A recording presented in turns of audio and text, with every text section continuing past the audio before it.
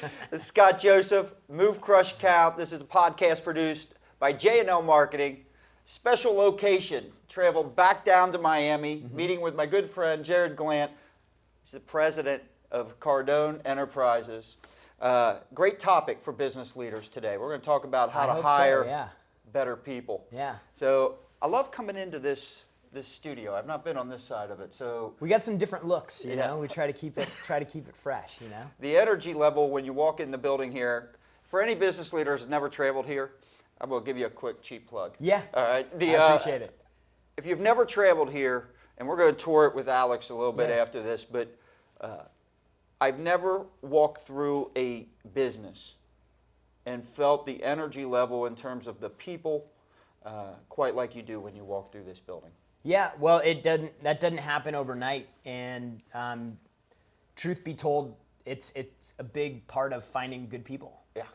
You know, people can feel it when they come here, and when you're in a competitive job market and you're in an area where, you know, a $50,000 job doesn't give you, you know, a nice house. You know, Miami's not a cheap place to live. You can't live well in Miami on $50 a year? It's expensive to live here, man. Yeah. You know, so we have some challenges here, but we provide a great opportunity for people. And so, you know, we communicate when we bring people in, and this goes into what you need to think about when you're hiring people. We've got 183 people here. We had 3 when I started. Yeah, I remember those days, and I want to get back into that in a second too. So I want to set the foundation a little bit. So this show's all about helping business leaders, especially the ones who feel that pressure, they're being marginalized, maybe it's the internet, they're being commoditized. And I think one of the easiest ways to differentiate yourself is with your culture and your people. Sure. All right? Well, it's something you can give to your people that doesn't cost you anything. And, you know, in theory, it doesn't cost you anything. Well, but there's a really high intrinsic value that comes along with it. So, well, we're all selling people. And so the people that are in front of our customers, right, the better they feel about not only what they're selling, but where they are. I think that carries over to people. But, all right, so you brought up 3 people. I remember when you started here. Yeah. All right? And I remember, and I think every business out there struggles to find salespeople, especially good ones. Yeah. So walk me through those early stages, and then what happened? What were some of the things that you guys did? Because I've been in that sales room. Yeah. I've never seen anything like it. Yeah. So anybody that wants a high energy sales room that closes deals, you've got to tour this and watch what this is. And come, we'll give you guys tours. If you email me, you can set up a tour with me. We'll figure that out. And we'll talk about that the morning meetings you guys do too. But talk me through some of those early days, and then like how did that grow? What happened? So the most important role for our organization has always been and will always be the sales role. Yeah. And so we have a really strong sales culture in our company because of Grant. Like that is, it's his personal culture is pick up the phone and get the money. Like do the deal. Like that is the thing that keeps everything moving. It's not manage, it's not delegate. If the phone rings, it's for you, and he'll answer the phone, and he'll sell a $30 book today. Yeah. Like he'll still do this. So when you have that type of culture of importance placed on sales, it sets the framework because it is a very strong culture. Like it's not he has made internal decisions on how he wants this company to operate. And it's just like him. So I think that the first ingredient to a really strong culture is a strong belief in something, whether it's customer service, whether it's sales. And so that was kind of the seed that we had, and then we just had to water that. So then I come in, I'm like the first sales guy, and then I have to replicate that. Like I have to take that on, and then I have to duplicate that. And then so as we start bringing people in, and at the time when I started working with him, you know, Grant, he was officed out of his house. Like I rarely saw him. Right. Cardone University was my trainer. People were like, "Oh, was it like being mentored by Grant?" I was like, I couldn't tell you. It was great online. It was online. Same thing you have access to is how I learned. All right. And so, and we just as I started selling more product, we had to fill gaps with, you know, support and Then we had to hire another salesperson. And then it's like, okay, well, now we've got 3 or 4 or 5 salespeople. Now what do we do? And so then it shifted. And we went through some different iterations that kind of, if you want to call them breakpoints. How many times did the model change? In terms of, all right, we're going to have our sales team do this. Nah, let's do this. Let's do this. If you had the big changes, not the little tweaks. Yeah, like the pitch is changing all the time. I think that we had a big iteration shift was when we shifted the comp plan the first time, because we wanted to have a big juicy pay plan that would get people to come move to Miami. And the comp plan that we had before was it was a residual plan, so it was built to pay off over a long period of time. But as we were trying to build the team, it wasn't getting us the type of people that we needed. So we front-loaded the comp plan. This long-term was not sustainable. How do you mean? So like if we sold a $100,000 contract, right, rather than paying on $3,000 a month at 10% on a residual, right, we would take, okay, hey, we're going to pay $10,000 out on that deal. In the first 3 months of the deal, we're going to be negative. So you're hurting. So the company goes into, but we had the cash flow to be able to do it. So, but it put us in a liability point. But we got 7 strong salespeople. And once you get past that initial wave, then it's actually helping you. So then what we had to do was our next big shift was doubling down on training, like for the first time. Like you want to build a great team, you want to have great salespeople, you want to have great customer service people. It all comes down to training. Yeah. To the degree that you train your people, you'll have an excellent team. And that you can't get away from that. There's no shortcut to it. The reason we do it so well is because we're a training company. And I'm not challenge what you just said, but a lot of times that's not easy. In other words, what a company's good at in sales, that's their product or service, they're not always great at doing it internally. Well, in other words, we're a marketing company. Yeah. All right? We're great at marketing for our clients. Yeah. We suck at marketing for ourselves because we don't have the time. We always back burner it. Yeah. But so you guys committed to that and went all in on that. Well, it was for us when we started bringing these people in. I started seeing that it was like, okay, we've got these salespeople here now. How do we get them great? Yeah. And at the time, all we were doing was training on Cardone University. So I said, hey, every morning we're going to do role play. We're going to drill and role play for 25 minutes, literally like we're making cold calls to business owners, right? Yeah. So it's not an easy call. You're getting hung up on a lot, not interested.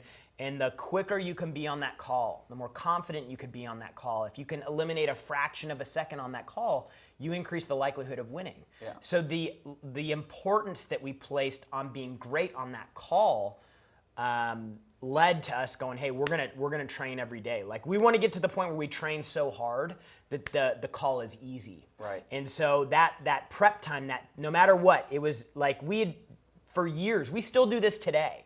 And we still role play the same objections every single day. It's like going on a basketball court for Michael Jordan and shooting free throws and baseline shots and dribbling. It's like those guys, him, Kobe, they work harder than everybody else. Everyone thinks it's all natural. Yeah, but it's not. And those fundamental things never change in our call.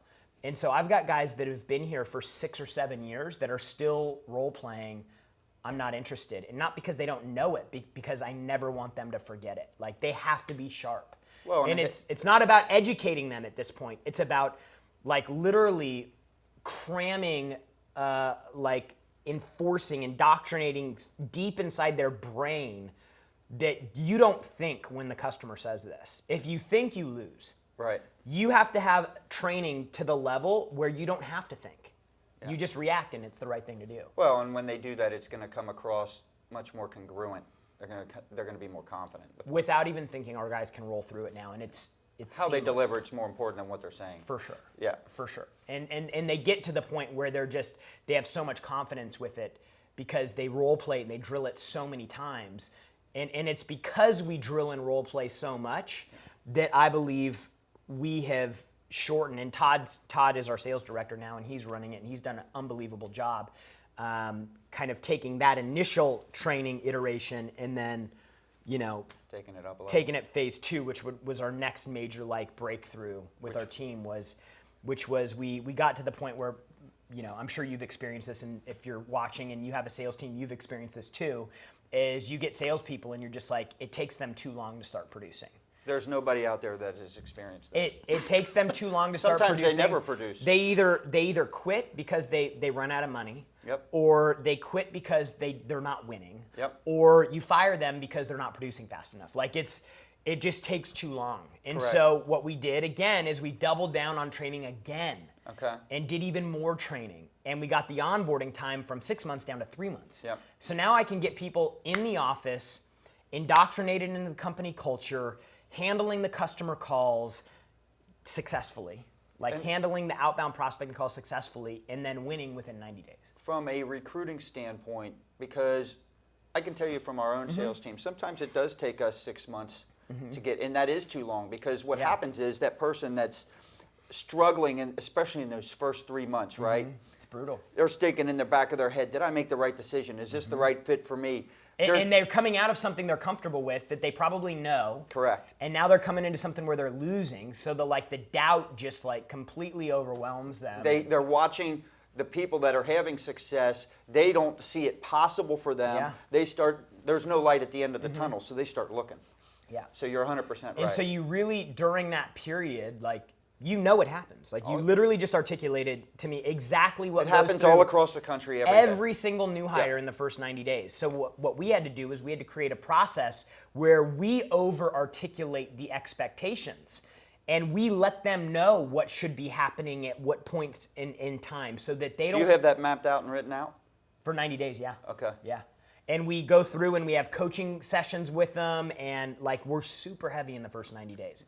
And we tell them, hey, look, dude, in the first 30 days, don't expect to get a deal. But, natural sales guys come in here, he's making $100,000 somewhere else. Right. He's like, oh, I'm going to come in here, it's not going to be that hard. Every single person that comes here that does this is it was harder than I thought it was going to be. But as long as you have, in sales. They don't get to come in and just live off the 10X brand and just call people and say, hey, we're 10X, and the deals don't just come. I wish, man. Because that's what everybody out there no thinks, matter right? No matter how in how great a shape you are, it's still not easy to go to the gym. That's right. It's no matter how big the brand is, we sell work. I don't sell we sell work. It's you buy this and you actually have to do more work. Yeah. You'll make more money and it'll be a more efficient dollar spent. And not everybody wants to do that. But it's some people are hey, I'd rather spend 10 grand with Scott and get traffic than spend $2,000 with Jarrod and get double the result, but have to do 10 times the work. Let's not get carried away with the double. I'm just saying. You get what I'm saying. But you have to you run into problems in sales when expectations and process are unaligned. And a customer comes in and they've been sold something in a commercial, and then they get into the business and they're like, wait a second, this was not what I was sold. This is not what got me to pick up the phone or to walk into your business. Because there's a disconnect. Right. The same thing happens with employees. If you don't set the right expectation for people when they're coming into the organization, open book. Hey, this is the top guy. You want to see his W-2? Yeah. For the first 30 days, you're going to get your freaking teeth bashed in, and you're not going to sell anything, and you're going to want to quit every single day. Yep. But here's what can happen if you stick around. Here's this guy right here. He made $250 last year. This guy right here, he'll make $500 this year. This guy right here, he's our top guy. He's going to make $650 this year. Well, I love how you shorten the curve. So you take it from 6 months, and I would imagine at some point that was even longer than 6 months, but you took it from 6 months. First guy was a year. Yeah, 6 months down to 3. Yeah. From a recruiting standpoint, because I have to recruit on this, right? And I'm sitting here telling salespeople, listen, this is what long-term what these people are making. And it's high six-figure stuff, right? However, when you have to recruit someone, and especially if you're recruiting them from a good spot already, it's not always easy sell to sit there and say, it's going to take you 6 months to a year to finally get to that point. Yeah. And so to be able to tell someone, our people ramp up in 3 months, that has to help as well. Yeah, for sure. I mean, I think what most people appreciate is the honesty. Yeah. We're not selling somebody a dream that ain't real. And I think companies get in a position where they have to get really loose on the dream that they're selling to try to recruit people. Yeah. The truth is they should spend half as much time doing that and twice as much time trying to develop somebody internally so that they have the success story and they can go, look at Jarrod right there. He's doing it. Most important thing for you to have in your company if you want to recruit great people is you have to have people that are winning. Let me ask you something. Were you the first big winner here? Yeah. Okay. I remember it back. And so there's a lot of people out there that only know of you, only know of Grant, 10X. They've seen these last 5 years. They've seen these last 2 mostly. Yeah, and so they see all this explosion and think it's always been that way. Yeah. But I remember back, I saw it all beginning. Yeah. And I remember when he's on, a lot of the social stuff, and I kept thinking, what are you doing? Yeah. That's a lot. What are you doing? But the social proof now, with what he's accomplished and what you guys have built, it's just unbelievable. Yeah. It's unbelievable. I'm going to give you an opportunity. Let's plug a little bit about what you got next year coming up, because you just finished off 10X. Yeah, so we just came off of our big annual event this year, our most successful event we've done to date. Yep. Last year in Miami, we had 34,000 people. We wanted to do something that was more intimate, more contained, one property, hotel attached, so we went back to Vegas. Yep. We had 11,200 people there. Kevin Hart, Magic Johnson, Scooter Braun, Floyd Mayweather, Brad Parscale, who's Trump's campaign manager, ran all his digital media. Danny Garcia, Magic Johnson, I think I said him already. I mean, it was just the Usher, John Travolta. The lineup was just it was awesome, freaking insane. And for us, that event this year was the culmination of everything we've been working on. Like, it was in the right order of magnitude for where we feel like we are as a company. We raised tens of millions of dollars for Cardone Capital.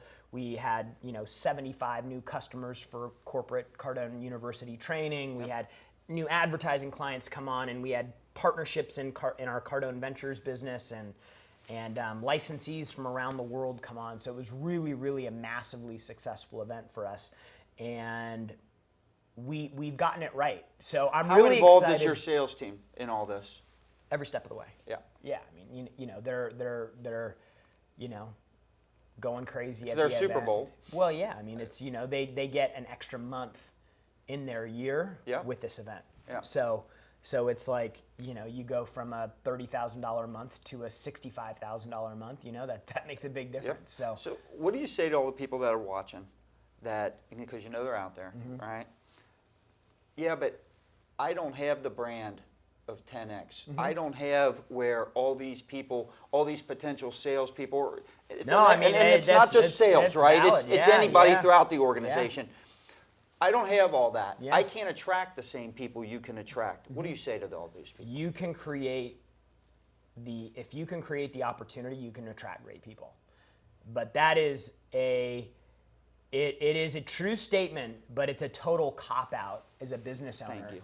Because you have the ability to create the opportunity that people need. Yes. Like, you, as the business owner, it's your job to do that. So if you are failing to create an opportunity that's sexy enough, that's exciting enough, that's lucrative enough to attract great people, that ain't nobody's fault but yourself. That's correct. Like, that has nothing to do with Grant or me or you. That's your fault. Like, you are the one that is supposed to be creating the opportunity that attracts other people. And until you can figure out how to do that, then you're going to struggle to find people. And that goes not just to how much money they can make, but how do they feel when you walk through the front door? That's right. How does the energy in the space feel? Like, how often do you come by and say what's up to people? How's it going? How's the family? What's new? Like, are you still having that? Like, you have to create that environment where people are like, man, I actually want to come. That's right. And work for you. I was listening, I might date this podcast, but Jack Welch died this morning. One of the greatest CEOs of all time, took GE from $12 billion to $450 billion. Widely regarded as, one of the best leaders in the corporate business space. Well respected. And they were talking about him, and they said, Jack was one of those guys that you just didn't want to let down. He knew everything about what was going on because CNBC was one of their companies.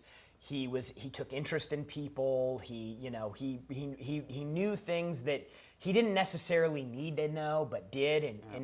I mean, again, that's something that's free, that creates a ton of value. He's a guy similar to Ali, Muhammad Ali, where almost gained more respect after he retired because of what he was teaching and helping.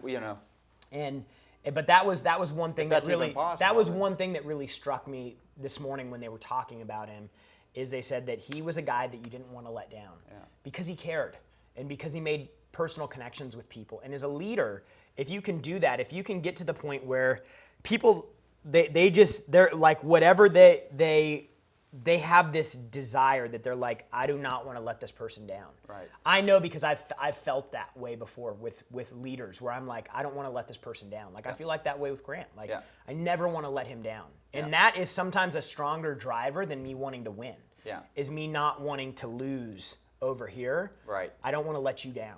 Yeah. And it's because he's done so much for me. It's because he's helped me learn so much. It's because he's created so much opportunity for me. It's because he continues to do all these things that benefit me and my family.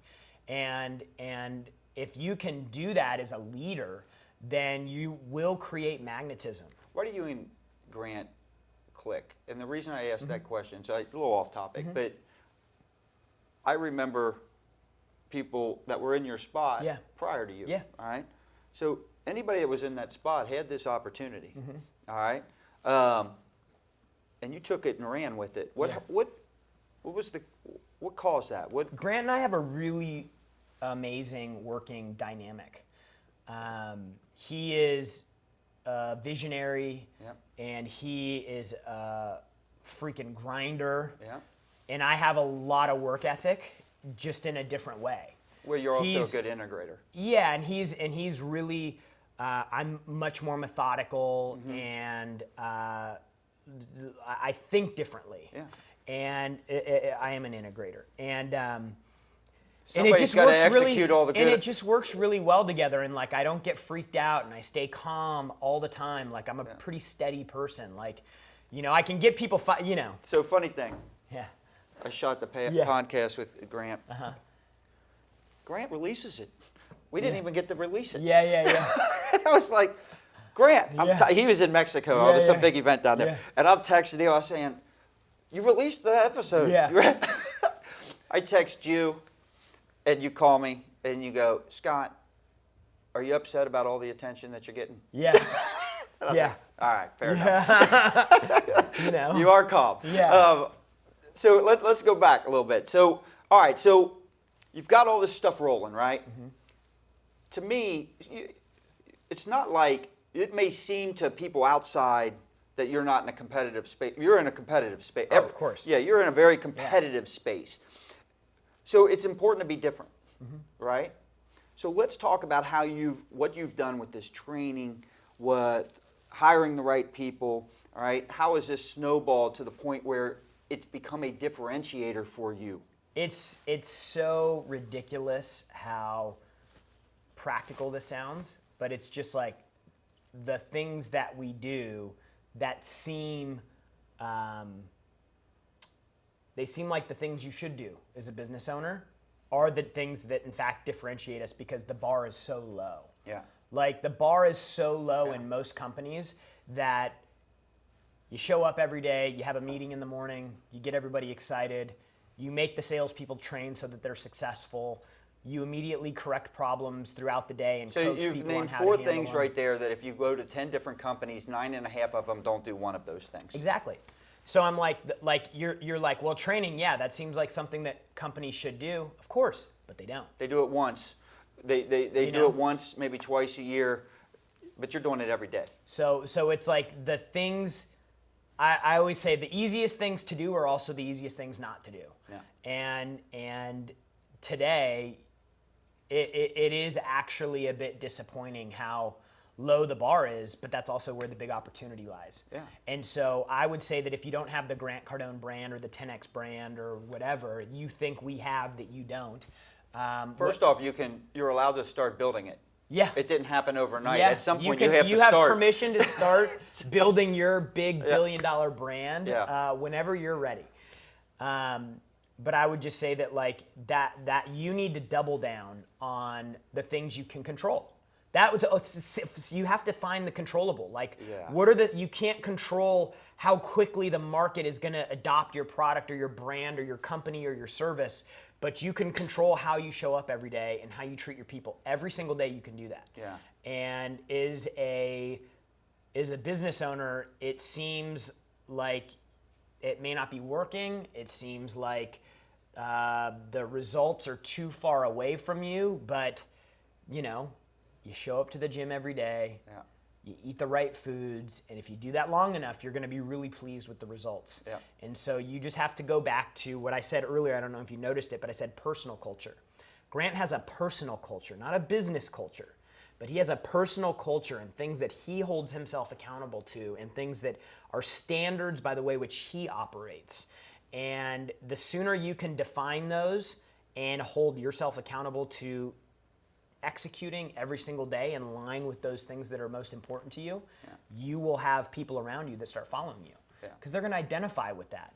And the more clear you are on it, and the more clearly you can communicate that to people coming into the organization, the sooner you're going to find people who identify with those traits and values and will latch on there and go, this is the type of place I've been looking for. So talk to me about the difference. And I know you're going to say, oh, it's great, it's much easier. I'm not looking for that. Yeah. You've got this team. How many salespeople you got there back there? 26, I think. All right, so 26. It's a good sized sales team. And then we have another 13 in our customer service team who are they sold probably $2 million worth of tickets for the event. I mean, so they're selling every day too. So you got 26 people back there in a room that maybe is twice the size of this studio. 3 times. Yeah. All right, 3 times the size. Yeah. But the point is, they're all over each other back there. I've walked in there. It's loud. It's Grant, that's Grant. He loves a little like the energy. Yeah. I want high energy. I want people flying around, right? Yeah. Yeah. So, what do you say to all the salespeople? I know what you're going to say, I think. But what do you say to all the salespeople? I need my own office. I need quiet. I can't concentrate with this person over here. Because you guys have just proven that doesn't matter. Yeah, and it is an excuse.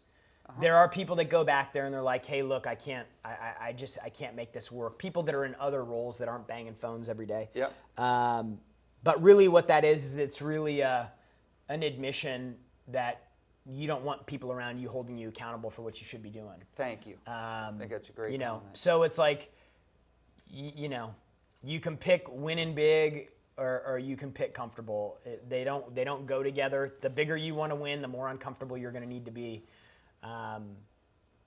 Most people need an environment like that. They actually are incapable of getting their best without being in an environment like that. And so, guys go back there and you can tell the ones that aren't going to make it. They start kind of introverting in a little bit. Every business. They start walking out. They're spending more time walking up and down in the hallways and going outside on calls than they do back there. Yeah. It can be a little problematic when people are on demos and you got, crazy Mike Bonnet running around the back. Come on, man, send the deal back. Yelling, getting all crazy. But, it does more good for us than harm. Right. And it is built-in accountability. Yes. And you get salespeople, most of them follow a personality type. And, they get the competitive thing going and they hear somebody getting another deal and, there are a lot of really good things about it. So let's go to the hiring point, all right? Because how long are we talking about from when you first started here? 10 years in September this year. People that have been doing this a while, that's not a long time because 10 years flies. Yeah. So... because I've been doing this for 10 years, so how long have you been doing J&L when I first met you? 29. Oh, well, if you've been doing it, so 19 at that point. 19 years, yeah. I started when I was 10. Yeah, okay. So, you're clearly, it's not just about recruiting and elevating people up. You're doing all those things better. You're shortening the learning curve. How have you improved your ability to identify the right person? Because a lot of people out there might be saying, that is just as much of. And there's no one great at this. No, because you never know. The salespeople that do well here walk a thin line between, savant and psychopath. Yeah. Like salespeople are fickle, and there's, what we've identified is the traits, the background, the personality type of somebody who's going to be a good, above average salesperson. Right. Because that's the thing that you can replicate. Right. You cannot replicate the outliers. Right. For a while, that was one of the big mistakes in the breakpoints that we had is we were trying to hire great salespeople. And we were going out and we were trying to say, hey, we need to come, somebody's got to be, they've got to fit this, they got to fit this bill because we need to hire only freaking rock stars. Yeah. And what we found was that was a good way to find one person that we couldn't really replicate, we couldn't train, they were harder to manage, but what we did find is we said, hey, look, the 65% of the people that we're thrilled with, that are going to build a great career here. They're going to be stable employees. They're not going to do anything crazy that's going to create any HR problems. We got really good at finding those people. Yeah. So we're not talking. How did that happen? Because that's the gold right there. Well, right? we found all the people that fit that. We started, if we have 20 salespeople and there's 3 kind of just freaking outliers, you can't replicate it, can't train what they do. You ignore their behaviors. We just ignore them. All right. They're just, you're the freaking. We love having you here because you're killing it. You're awesome, you're great. But there's no way I'm going to find another one like you. And I wouldn't necessarily want to train somebody to do what you do either. I think you're onto something there because I think that is, I know I've made that mistake. Yeah. We all look for the superstar. And quite honestly, just because someone's killing it, let's say I'm stealing one of your best salespeople. Just because he kills it here, there is zero For guarantee. sure. And actually, the odds are that he won't do well for you. Correct. Yeah. Because the chemist, it's not the same. And it's not the same product, it's not the same pitch, it's not the same posture, it's not the same, they become somebody when they work here. That's right. But yeah, so we go back down to the people that are steady and stable and, they'll be the number one producer. Take a million of them. Yeah. I mean, and so we've gotten, I think, better at finding those people over the last 10 years. How? But what? You don't have to get into specifics that say, I look for this. It's personality type. So we put them through personality assessments. Okay. And we go through and we kind of understand, hey, here is the people that are successful fall within these categories. Yep. The people who we're really looking for fall in these categories. So every person you're hiring here is going through that personality assessment. Okay. So then they go through, they do two. By the way, which company do you use? DISC. Okay. Yeah. They go through and we do, we have resume review. Yep. We have videos that they submit. They submit a 60-second video to us. I love that. And that's everybody that hires or gets hired here has to submit a 60-second video. What happens if they send a 62-second one? We tell them, sorry. I know the answer to this because Grant has told me this. Why? Because they can't follow instructions. I love that. We're never going to get anything. No project's ever going to be done on time. They're never going to do what they say they're going to do. And they're never going to be able to duplicate what we tell them. Yeah. So you tell them I need a 60-second video. I need a 60-second video.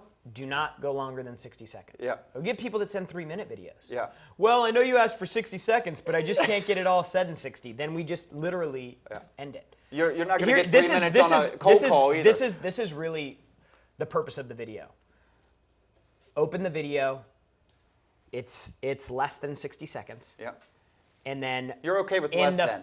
Yes. Okay. In the first 6 seconds, I know. Yeah. Just like you would be a potential customer in the first 6 seconds when you're getting cold called. Yeah. Someone's cold calling you. You know right away, am I going to be hanging up this phone? Yeah. Same thing. Or staying on. There's some type of phenomenon that's in the first 6 seconds, we're like, bring him in. Yeah. We never watch the whole video. I mean, like, if we do, I mean, it's just for interest or something, you know? Like, so we're like, okay, hey, where are they at, professionally, financially? You know, what's their background? Have they, they in athletics at all? That's always like a good indicator. Yeah. Their previous You employment. want competitive people. Yeah. Yeah.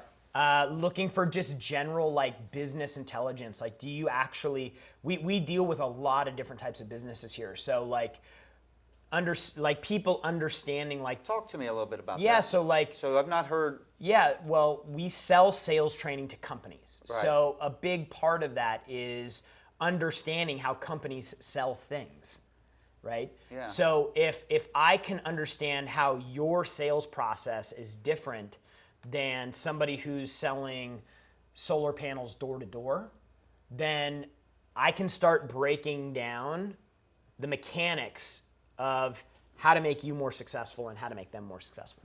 So So what type of questions are you asking to find out someone's business intelligence?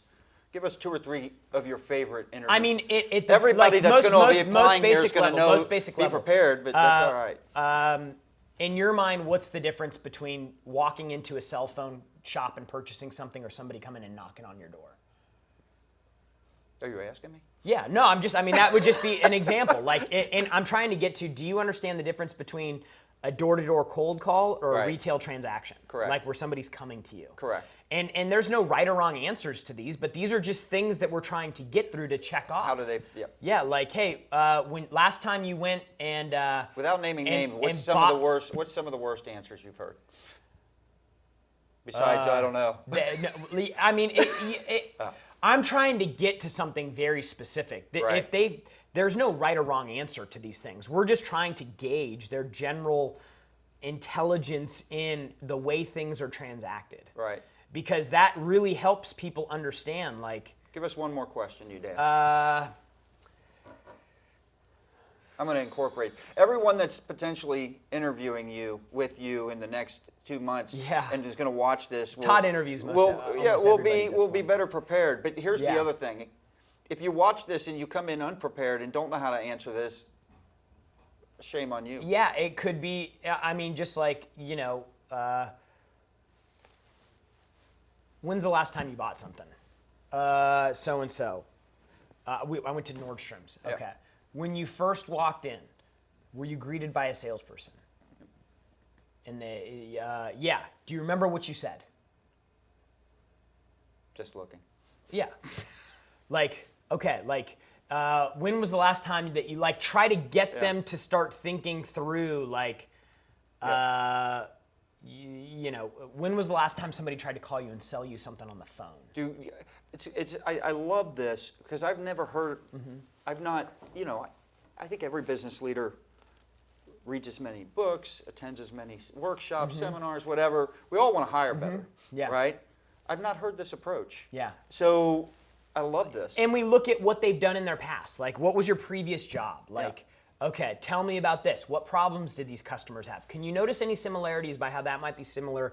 Or how could those problems for this guy that was selling this $7 million information technology rack server space, blah, blah, blah. Can you notice how the problems of that customer may be similar to a guy that works on a farm in agriculture? Right. Like, what common problems could they both have? Like, so just trying to draw parallels between things so that you can, if they can't connect the dots, they can't connect the dots. But you want to have a conversation with somebody, again, based on their roles, to try to get them to understand the similarities between I think people that sell things. Yeah, I think all good business leaders. And that's a very specific thing for our business because we deal with so many different types of businesses. But when you think about it, all great business leaders, I think, are really good at looking at something outside their industry, right?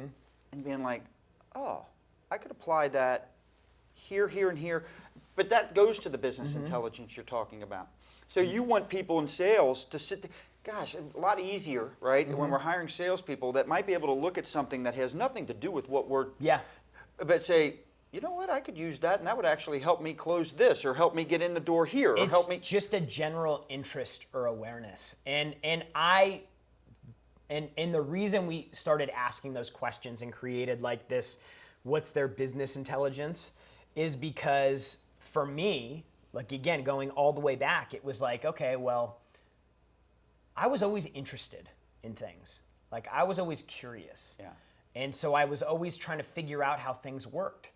And I believe that's one of the things that has made me as successful as I am today is I have still to this day this curiosity of how things operate and how things work. Todd has it as well, my sales director. He ran a Cutco business and had to recruit all of these. He recruited 1,300 kids in 14 months, and they're all going door to door and selling knives to soccer moms and you know, like, and built, like, he was one of the top reps in the company. Yeah. And he was doing that at 21 years old. Recruiting, selling, marketing, hiring, firing, like that is high levels of business intelligence. Right. At 21 years old, he was going through all of the exercises that our target customer is going through. Yeah. Like the person who you will be selling to has all those problems. How, cause see the measure of success on our call is determined by how strongly the prospect feels like we understand and can help solve problems in their business. Yeah. So if you have a high level of business intelligence, high enough to communicate empathy and understanding of their current situation and their problems, then that puts them in a much stronger position to win the business. Well, and then all that training you're giving, it's going to stick. They're going to understand it better. They're going to understand why they're doing it and how to apply it and where it applies, right? Yeah. So you do something very interesting here. Walk us real quick through this morning agenda. Yeah. And then, because last time I was here, I happened to be here for that, and you invited me into that, but I wasn't the only visitor. Yeah. And anybody that's coming in this building that happens to be here in the morning, you have them back there in that meeting. Yeah, if we have guests for, it's not an open office, so you can't just show up. Right. But if somebody's got an appointment with somebody or we're hiring people, that's like we'll have 6 or 7 people in there in most cases because we're constantly hiring people. They come in and they go through that. And for some people, they interview, they're like, man, I can't wait to get out of this place. It's freaking weird. And then some people are like, oh my gosh, this one thing that I've seen right here, this company, before I even did an interview, showed me everything I knew I needed to know about them, and I need to be a part of this. Well, and those are the ones you want, the ones that will fit the culture anyways. But so when I'm participating in that and I'm watching this, I'm sitting here, my wheels are spinning, and I'm sitting here thinking, all right, how can I take this and apply it to what we do, right? You start. Oh, man, thank you, because I did ask you. I said, how did you get it to this level? And you said it just kind of grew into its own animal. Yeah, you just start. Yeah, so. And you start with some core principles. Number 1, it's always positive. Yeah. Number 2, always share successes. And then number 3, the purpose is to connect everybody and get everybody on the same page. Yeah. So it's like we're talking through each of the departments. We're talking about the deals they got the day before. And it's quick. Just updating their stats. This is a 10-minute meeting. Yeah, 10, 15 minutes max. And so it's like, hey, each department goes through how much money did we raise for Cardone Capital, how much stuff did we sell online, how many new ad clients, how many new sales customers, anybody, the events team, how many tickets did we sell, and then we read a passage from Grant's book. And you randomly one of do them, that. and we just randomly open literally we go like this. We go, stop, and we're just gonna go, remember, even if your product or company deliver perfectly, you're gonna get complaints from customers because they're human. You can't keep everyone happy all the time, and it's a mistake to be scared of complaints. Yeah. Like, dude, that's a sales meeting right there. Yeah. If you've not done it, you got to try and get down here and do that and participate in that, because my wheels were spinning. I'm like, how do I apply it to this? But at the same time, I'm sitting there thinking, I could tell the people that were here for interviews, right? And I'm like, God, they've got to be watching this and thinking, holy crap, this is incredible. And so, we all went to dinner last night, and I was explaining, Alex is behind the camera over there, and I was explaining to him what this process was. I said, imagine going in for a job interview and seeing that, and just hyping that up. We got hip hop music blasting in the morning, and then we have these little chants, and every department does their little thing. You've got the DJ in there doing the wolf. Yeah. It's just, it creates a vibe, and I don't like doing it every morning. Like there's mornings I go in there and I'm like, golly, like I'm not a rah-rah guy. Yeah. Like I don't need a high five, a slap on the back. Right. But you have to, dude, it's part of the deal. You put the face on when you need the face on, you know? Like I'm in there, I'm getting bombed with emails and I go through and I read a shitty email and then I got to go in there and, you know, put on smiley face and get all freaking jacked up and make sure that everybody starts the day the right way. So it's like, it holds you accountable to your attitude, right? So you've got I would imagine you've got a challenge in the sense that, because one of your core products is going to be Cardone University, right? So it's an online training tool, right? You're at the mercy of people using the product. So retention has got to be, obviously you want them on that program as long as you can. How has bringing in the right people, right? Because I know you also have a team that's dedicated to help people perform well with the tool, right? So you're also trying to recruit the right people there as well. So how has the elevation of those people and building a stronger team there, I know it's helped you probably retain more clients for a longer time, but talk to me about that. And it is, that is an area that has gone through iterations. Because some people sign up and they just don't want help. And so I'll just do this you online. have to, well, and then they don't. Correct. And then you're trying to get them to use it. Right. If they're not using it, they're going to cancel. That's right. So our job is to try to re-engage them. And in certain industries, that is a practice that the whole performance management, it's a practice that works well. And in some industries, it's not. And sometimes they just don't want the help. That's and they're just like, hey, it's a waste of my time. I'm going to ride this thing out. They never say it's a waste of their time. They just don't do it. So then you know, like then we end up having to go, okay, well, how do we want to support our customers? Because the ones that want the support love it. The ones that don't want the support, we spend 70% of our time trying to engage with them somehow. So what has been the difference in the type of people you're hiring? Because you want, the stronger that team, the stronger. That department will eventually be a team of trainers. Nice. So it needs to be a team of practitioners who can help really connect the dots. And so we're moving towards that right now. That's awesome. Because it's not just, the questions aren't just in that department. How do I log in? Where do I go to find this? Right. They actually, the client that wants the support usually wants more, not less. Right. And so in the automotive space, for example, we're changing our model pretty significantly on the sales side and what we're delivering to the customer, because we believe that they actually want more and they're willing to pay for it, not less. Well, and we believe that providing a trainer on a weekly basis and a on-site launch and quarterly visits, we believe, plus online to keep everything together, we believe that that's going to be a more successful model in that particular business, because there's so much happening in the dealership that they don't have time. That they out of sight, out of mind, right? And we believe that if we're there, if we have an automotive trainer, veteran, 15 years plus in the business, that is running impactful training sessions that are guided and focused and directed in short increments. So we're doing a weekly virtual training session that's based off of a workbook. It's a 4-week workbook. So there's a really close milestone, right? You can 4 weeks, just 4 meetings. You just got to stick together for 4 weeks, and then you can win. Right? Car dealer lives 30 days at a time, right? It's like everybody's diet starting January 1. We can all get due through January. Exactly. And you just keep Groundhog Day with a different topic. I believe that's going to lead to way more engagement. And we're taking more responsibility for training, not less. Nice. And then we are providing different levels of engagement with on-site and then the online as well. So I know it's going to be more successful for the dealer, and I know that it's going to give them...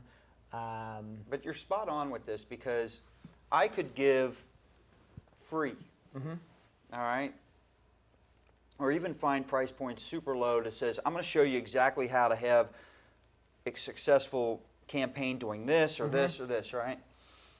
And quite honestly, I will sell less of that because they don't want to do it. Yeah. They want to say, I love all that, I agree with it, but how much would it cost if you just did it for me? Yeah. And so you're in a little bit trickier thing because you can't send a sales team to sell with them. My product requires them correct to do something with it. That's right. To see the result. That's right. And so does actually marketing does too. Yeah, so we struggle with that. But my measurement can't be correct. This many phone calls, you know. That's right. It's so, but the impact of each salesperson just getting a little better can be felt throughout. It can be felt on that P&L at the end of the month. And we're not talking major shifts. Right. We're talking about doing a couple things a little bit better, and you pick up an extra 2 deals a person. And then at the end of the month, you're like, man, we had a good month. Like, what was the difference? So you said something great, and we'll close with this. All right. You said just start. All right. We were talking about how do you get that meeting and build it, right? Yeah. So let's take it, and I know you can say just start, but let's expand on that just a little bit. This is all about how do we help these business leaders? How do we help them hire better people, find better people, right? Build the culture that they really want. Where do they start? The first question you have to ask is, are you the type of person that you would want to work for? Okay. It is a What if the answer is no? Then you need to fix that first. Because all that other stuff that you do will be, they're fractures. You're building on a fractured foundation. Yeah.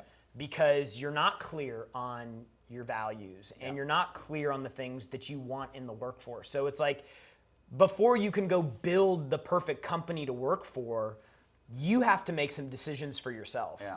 You need to decide what you want it to be like working for you. You need to be the one to decide how much opportunity you're going to have for people. We have Cardone Ventures, another division of our company. Like, we can actually help companies now structure out their entire employee maturity model so that when somebody comes in to get hired, you can go, you're going to come in and this is how much you're going to make. But if you do all of these things over the next period of time, you're going to work yourself up this ascension plan and you can get all the way to the point where you're here. We're going to help you close the gap. Right. Every step of the way, we provide training for you on how to get to the next level. Yeah. And this is what's possible when you work here. And then what are the non-negotiables? Like, again, transparency is going to be What are some of the non-negotiables here? Can't be late. Can't be late. Can't be a minute late. Okay. I would struggle here. Yeah, you can't be negative. Yeah. No negativity allowed. That's great. Get the money. Yeah. Like, can't be afraid to ask for it. You can't be afraid to ask for the money here. Like we fire people for breaking ethics and code of ethics stuff. So it's like we say during these 4 days where we're doing this big event, don't drink with customers. Yeah. Like, it's a long day. Yeah. It's blah blah blah blah. Don't sleep with a customer. Yeah. Don't sleep with each It's a shame other. you have to say these things. Don't drink. But dude, like, we just came back from the event and I think we've had to fire 4 people already. Yeah. Like, we're just like, hey dude, like, you can go be an I've asshole. actually had You to can go go to be an asshole wherever you want. But like, these next 4 days, Yeah. just don't do anything stupid. We've actually had people sign, you won't be having any type of intimate relations with people that work here and customers. And I've had to have them sign it before events. And people are like, why are you making me sign this? Because in the past, we didn't, and we should have. Yeah. Yeah.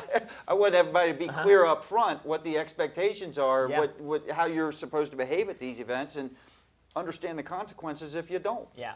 And for us, it's just like, we're not impossible to work for. I mean, like, that's not the point of all this. But we do have some rules, and it's just like, at the end of the day, the most important thing, we're not even a company. We're not attached to a company. We're attached to a person. Yeah. That's a good point. And his brand means everything. Yeah. J&L Marketing is different than Scott Joseph. Yeah. In your eyes, it may be the same. Yeah. But when they don't see Grant Cardone Enterprises without seeing Grant's face. You're right. And so for us, that is the most important thing that we have to protect. Yeah. Is when people think of Grant Cardone, what do they associate with that? Our guys aren't going out drinking and getting drunk, going to parties, Yep. staying out till 3 a.m. in the morning. Like we don't play that game here. We don't play that game here like Monday through Friday outside of events. Right. You know, like the culture here is, dude, people come here for an opportunity to make money. Like, if you want to go out and you want to go to the bar after you get off of work, that's up to you. But I promise you, this environment will wear you down and you will be weeded out. Tomorrow. You will be weeded out. Yeah. And those things, like the environment, the culture is so tight here, and it's enforced by so many. It's not just Grant or Sherry or me. Like, the environment regulates itself because the culture is so strong. You have a lot of people rowing in the same direction, so it probably exposes people that don't fit quicker. 100%. Yeah. And other people tell us. That's right. They're like, hey, FYI, you got an issue over here. Yeah. Like, isn't that great? They want to protect none of us, and I don't mean that like, hey, is it no, great? they want to protect the environment that they show up to every day. That's correct. It's so important to them that they're like, hey, there's something happening here that's not cool. That's right. And so the quicker that we can act on that is leadership, investigate it, identify it, investigate it, and act on it. The more trust and faith that the team has in us to maintain the environment that they value so much. All right. So, thank you, buddy. That was awesome. yeah. Yeah. Appreciate you. Yep. All right.